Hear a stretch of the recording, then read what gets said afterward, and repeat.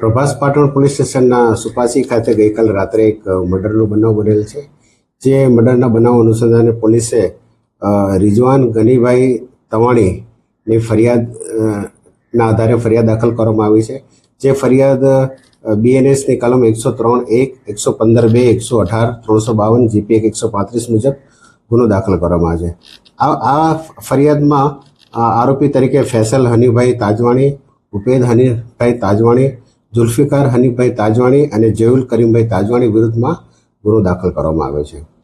આ જે ફરિયાદ છે, જે ફરિયાદ અનુસંધાને જે ફરિયાદી રિઝવાન અને મરણ જનાર રિયાઝ અહેમદ તવાણી એ બંને કુટુંબી ભાઈ છે.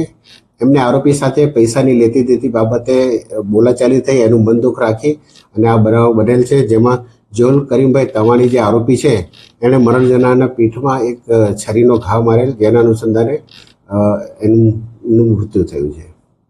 આરોપી બનાવ વખતે આરોપીઓ નાસી ગયેલા હતા, જે અનુસંધાને LCBના જે ઇન્ચાર્જ VI છે શ્રી જાડેજા સાહેબ અને એમના PSI સિદ્ધો એમની અલગ અલગ ટીમો બનાવી તેમજ ટેકનિકલ સર્વેલન્સના આધારે આરોપીઓને શોધખોળ કરી હાલ એમને ટૂંકમાં પોલીસ સ્ટેશને લઈ આવવામાં આવેલ છે અને એમની ધરપકડની પ્રક્રિયા હાલ ચાલુ છે.